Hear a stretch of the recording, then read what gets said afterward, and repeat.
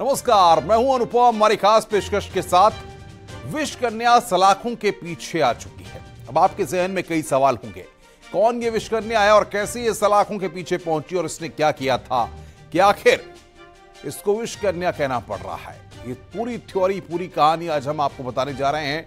हल्द्वानी की विश कन्या पुलिस की गिरफ्त में आ गई है।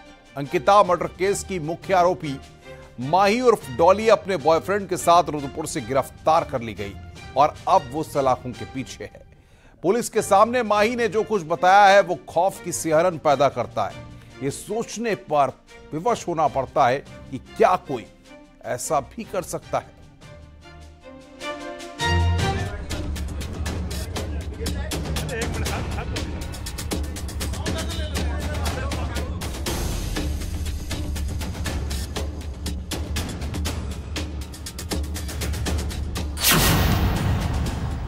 आजादी में रोड़ा, बॉयफ्रेंड की हत्या।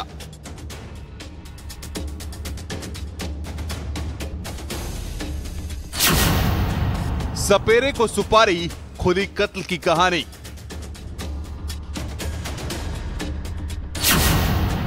पुलिस के शिकंजे में हल्द्वानी की विश कन्या।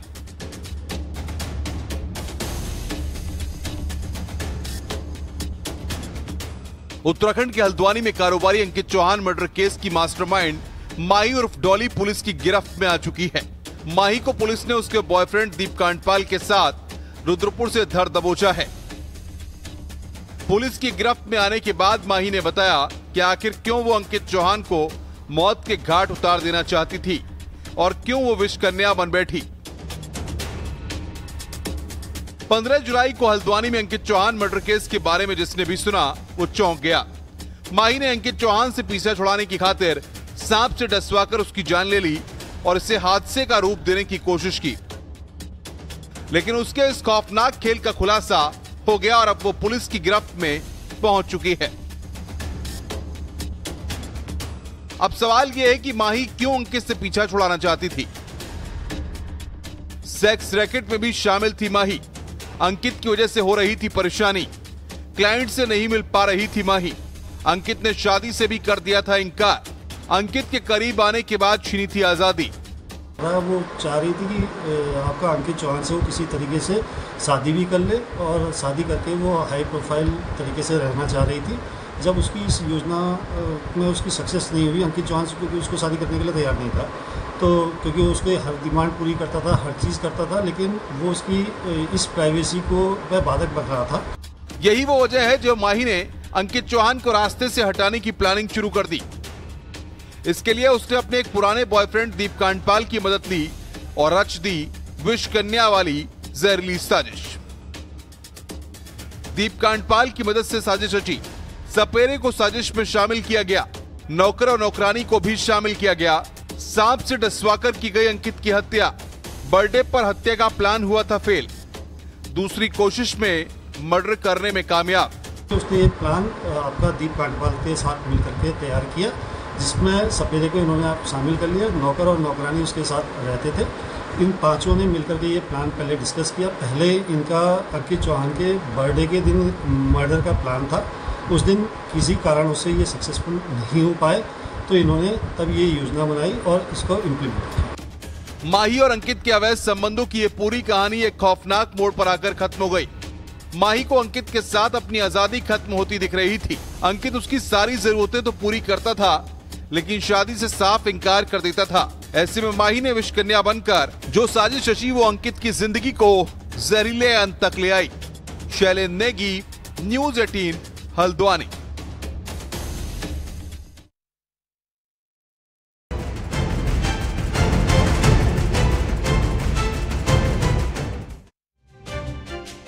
एक फ्रॉड और 58 करोड़ रुपए खाली हो गए।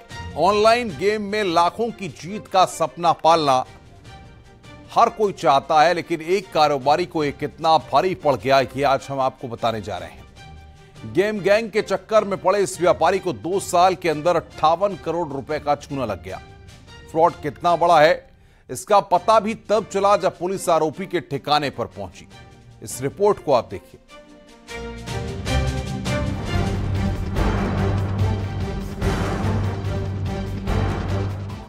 ऑनलाइन गेम फ्रॉड, गवा दिए 58 करोड़।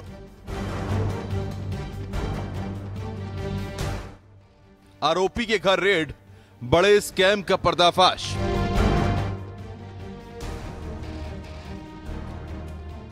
नोट गिनते गिनते थक गई पुलिस। ऑनलाइन गेम के नाम पर ठगी के हजारों मामले सामने आ रहे हैं। इसके बावजूद भी लोग ऐसे ठगों के जाल में लगातार फंसते जा रहे हैं। अब इस तरह का मामला महाराष्ट्र के नागपुर से सामने आया है। ऑनलाइन ठगी के चलते एक व्यापारी से 58 करोड़ रुपए से ज्यादा लूट लिए गए। पिछले 1.5 साल में व्यापारी लगातार ऑनलाइन सट्टेबाजी करता रहा और पैसे हारता रहा। परसों एक फिरियादी आया था जिसने बताया कि उसकी फसवनुक हुई है। एक ऑनलाइन गेमिंग ऐप जो कि एक डॉक्टर्ड ऐप था, उस पे इसको इंड्यूस किया गया कसिनो और अलग अलग प्रकार के गेम्स खेलने के लिए, और इसकी 1.5 साल के पीरियड में नवंबर 2021 से लेके अभी तक अंदाजन 58 करोड़ रुपए की उसकी फसवनुक हुई है। इसमें ये समझ में आया कि ये ऐप डॉक्टर्ड ऐप था। इसमें सिर्फ हारने की ही पॉसिबिलिटी और प्रोबेबिलिटी थी। इस प्रकार से ये करके फिरियादी को एक बहुत बड़े अमाउंट की फसवनुक की गई है। ऑनलाइन गेम के नाम पर ठगी करने वाला ये गैंग इतना शातिर है कि अपने शिकार को हर हाल में फंसाकर ही रहता है। जब भी ये व्यापारी कम पैसे लगाता था तो जीत जाता था, लेकिन जैसे ही ज्यादा पैसे का दांव खेलता था तो हार जाता था। ऐसे धीरे धीरे करके 2 साल के अंदर व्यापारी को इस गैंग ने पूरे 58 करोड़ रुपए का चूना लगा दिया।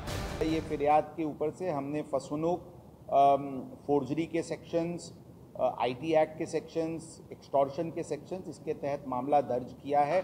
आरोपी फिलहाल फरार है, लेकिन आरोपी के घर पे गोंदिया में आज हमारी टीम की search operation early morning hours से शुरू हुई है, और उसमें अभी तक बहुत बड़े पैमाने में कैश और गोल्ड रिकवर हुआ है, जिसका वैल्यू अंदाजन 10 कोटि के आसपास हो सकता है।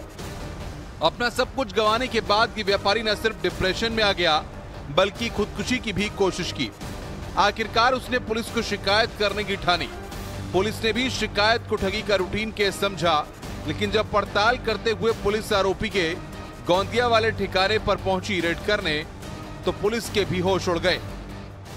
इस दौरान पुलिस के हाथ जो लगा वो देखकर पुलिस ही चौंक गई। पुलिस को इस बात का अंदेशा भी नहीं था कि ये मामला इतना बड़ा होगा। पुलिस ने आरोपी के अड्डे पर छापा मारा तो उन्हें यहां से 10 करोड़ रुपए कैश मिले और 4 किलो सोने के बिस्कुट बरामद किए गए हैं। पुलिस ने इस मामले में मौके से कई लोगों को हिरासत में भी लिया है।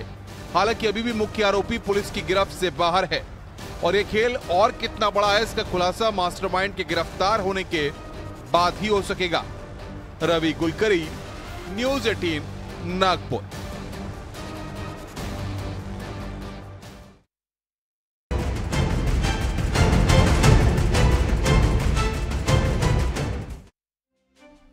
हमीरपुर में एक मामूली विवाद से शुरू हुआ मामला बेहद बढ़ गया है। 2 परिवारों के बीच पानी को लेकर हुई बहस अब मारपीट में बदल गई। मामला पुलिस तक पहुंचा तो कार्रवाई के बाद कुछ ऐसा हुआ कि अब सब कुछ उलझा नजर आ रहा है।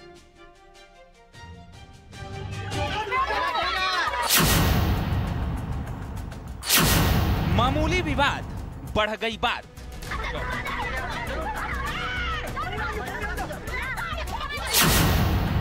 बहन के सामने नदी में कूद गई लड़की। पुलिस पर आरोप, सच की पड़ताल। हमीरपुर में पानी भरने को लेकर शुरू हुआ विवाद इतना बढ़ गया कि एक लड़की की जिंदगी पर बनाई। हमीरपुर के कांशीराम कॉलोनी में रहने वाले 2 परिवारों के बीच सरकारी नल से पानी भरने पर बहस हुई और बात मारपीट तक पहुंच गई। मामला पुलिस तक पहुंचा और शिकायत के बाद पुलिस ने मारपीट के आरोप में केस दर्ज कर कार्रवाई कर दी। दरअसल गर्भवती महिला से मारपीट का मामला इतना तूल पकड़ गया कि एक लड़की की जिंदगी पर भारी पड़ रहा है। दरअसल मामले में आरोपी लड़की ने पुलिस पर गंभीर आरोप लगाते हुए नदी में छलांग लगा दी। जिस वक्त वो ऐसा कर रही थी, उसकी ही बहन वीडियो रिकॉर्ड कर रही थी। हमारी बहन को कालापुरा के लड़कों ने सबने मारा है। वाली क्षेत्र में 2 पक्षों में कूड़ा डालने और पानी भरने को लेकर विवाद हुआ था, जिसमें एक पक्ष इम्तियाज खान उनकी बहू को, जो कि गर्भवती थी, उनको चोटें आई थी, उनकी तरफ से मारपीट का मुकदमा लिखा गया था। और दूसरा पक्ष संतोष सोनकर और उनके द्वारा जो तहरीर दी गई उसमें उचित धाराओं में मुकदमा दर्ज किया गया था। इसी बीच में संतोष सोनकर की पुत्री द्वारा ये बताया जा रहा है, उनके परिवारजनों द्वारा ही, कि संतोष सोनकर की पुत्री के द्वारा यमुना नदी में छलांग लगा दी गई थी। मामले की गंभीरता को देखते हुए चौकी इंचार्ज और बीट कांस्टेबल को सस्पेंड कर दिया गया और मामले की निष्पक्ष जांच के आदेश दिए गए हैं।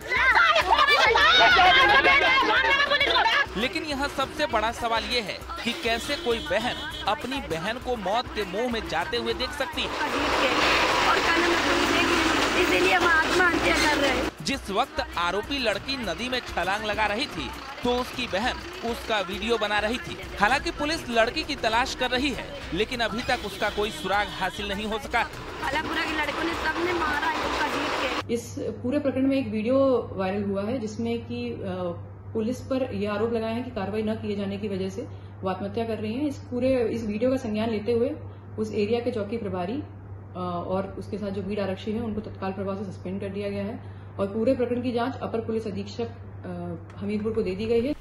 लड़की की तलाश की जा रही है। हालांकि उसकी बचने की उम्मीदें कम ही हैं, लेकिन सबसे बड़ा सवाल ये है कि आखिर कैसे मामूली मारपीट का एक मामला इतना बड़ा हो गया कि एक जिंदगी पर भारी पड़ गया।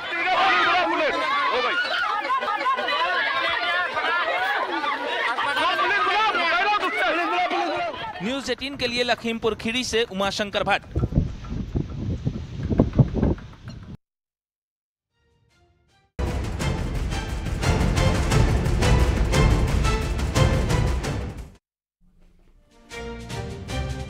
नकली वर्दी, नकली बंदूक और नकली अफसर, लेकिन धौंस बिल्कुल असली।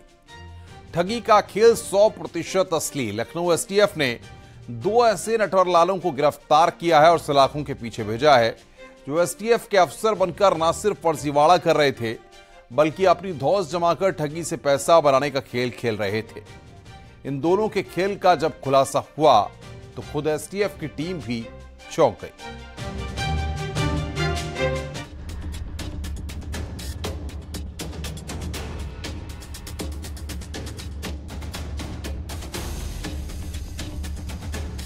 एसटीएफ के नाम पर ठग अपने काम पर।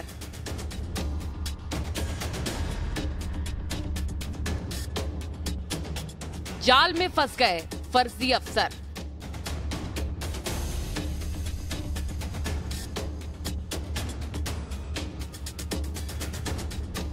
लखनऊ एसटीएफ ने बरेली से 2 युवकों को गिरफ्तार किया है। ये दोनों न सिर्फ खुद को स्पेशल टास्क फोर्स यानी एसटीएफ का अफसर बताते थे, बल्कि अपनी गाड़ी पर बड़ा बड़ा एसटीएफ लिखकर घुमा करते थे। दोनों के पास से पुलिस ने हथियार भी बरामद कर लिए हैं, लेकिन एसटीएफ भी उस वक्त हैरत में पड़ गई जब दोनों के पास से बरामद हथियार भी उनकी ही तरह फर्जी निकले। दरअसल दोनों प्लास्टिक की टॉय गन लेकर घुमा करते थे और लोगों पर अपना रौब जमाया करते थे।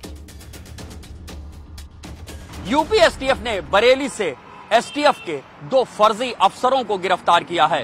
हिमांशु शर्मा और शिवम शर्मा नाम के ये युवक स्कॉर्पियो पर एसटीएफ लिखा कर चलते थे और लोगों को खुद को बताते थे एसटीएफ अफसर। एसटीएफ ने बरेली से हिमांशु शर्मा और शिवम शर्मा नाम के 2 ठगों को अरेस्ट कर लिया है। दोनों ही खुद को एसटीएफ का अधिकारी बताकर लोगों पर धौंस जमाया करते थे। दोनों ने अपनी एसयूवी पर एसटीएफ भी लिख रखा था। इसी गाड़ी में बैठकर दोनों ठगी की डील के लिए जाते थे ताकि सामने वाले पर अपनी धौंस जमा सके। दोनों के बैकग्राउंड की पड़ताल की गई तो पता चला कि इन दोनों का दूर दूर तक एसटीएफ से कोई लेना देना ही नहीं है। हालांकि इनका एक भाई इंडियन आर्मी में वॉशरमैन के पद पर तैनात है और उसकी ही यूनिफॉर्म में फोटो खिंचवाकर ये लोग ठगी में इस्तेमाल किया करते थे। दोनों ने अपनी फर्जी अफसरी को साबित करने की ही खातिर टॉय गन खरीदी थी और गाड़ी भी इसी मकसद से ही ली थी।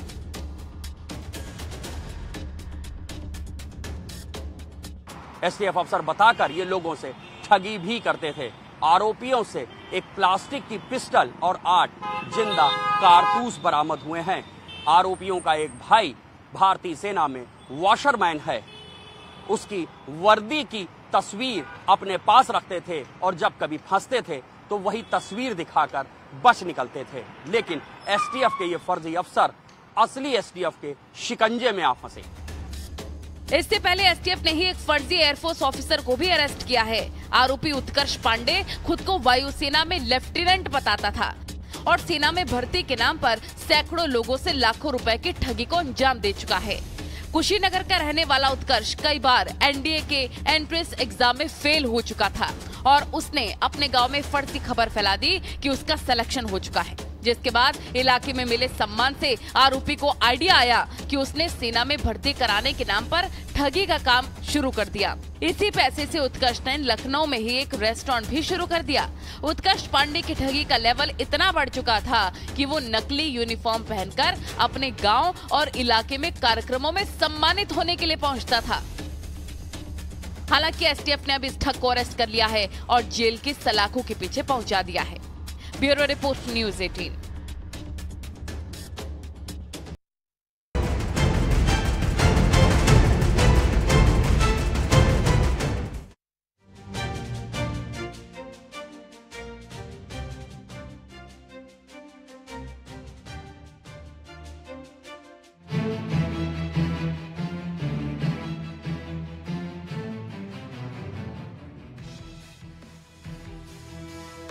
एक बार फिर से गाजियाबाद में लव जिहाद का मामला सामने आया।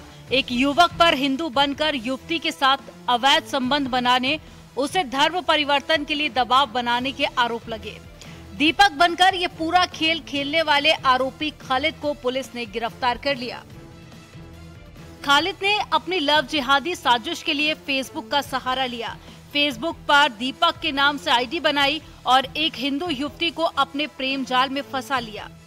आरोपी खालिद न सिर्फ अपना हिंदू नाम दीपक बताता था, बल्कि जैसे ही युवती से उसकी नजदीकियां बढ़ी तो उसने न सिर्फ लड़की का फायदा उठाना शुरू कर दिया, बल्कि उस पर धर्मांतरण का दबाव भी बनाने लगा। 20 जुलाई 2023 को थाना विजयनगर में एक तहरीर प्राप्त हुई, जिसमें एक महिला द्वारा ये बताया गया कि फेसबुक द्वारा एक व्यक्ति से पहचान हुई, जिसने उसके साथ बलात्कार और धर्म परिवर्तन की घटना की गई। घटना का संज्ञान लेते हुए विजयनगर थाना में एफआईआर पंजीकृत की गई। जब दीपक बने खालिद ने लड़की पर धर्म परिवर्तन का दबाव बनाना शुरू किया तो लड़की को इसके इरादे पर शक हुआ, लेकिन इसके बाद पूरा मामला खुल गया। लेकिन बात यहीं खत्म नहीं हुई। आरोपी खालिद लड़की को उसके वीडियो वायरल करने की धमकी देकर प्रताड़ित करने लगा। इसके बाद युवती ने पुलिस को शिकायत दी और पूरे मामले का खुलासा हो सका। पुलिस ने फौरन कार्रवाई करते हुए लव जिहाद के आरोपी खालिद को गिरफ्तार कर लिया। कल देर रात इसमें जो मुख्य अभियुक्त है उसको पुलिस ने गिरफ्तार कर लिया है। उसका नाम खालिद पुत्र मोहम्मद जमील अहमद है और ये रहने वाला थाना विजयनगर क्षेत्र का है। इसको कल अरेस्ट करके आगे की विधिक कार्रवाई की जा रही है। इश्क की आड़ में गंदा खेल खेलने के लिए कई मामले सामने आ चुके हैं। सख्त कानून और कड़ी कार्रवाई के बावजूद बार बार लव जिहादी सोच हिंदू लड़कियों को निशाना बना रही है। हालांकि गाजियाबाद के मामले में वक्त रहते आरोपी खालिद का सच सामने आ गया और पीड़ित को धर्मांतरण के जाल से बचाया जा सका। अमित राणा, न्यूज़ 18 गाजियाबाद।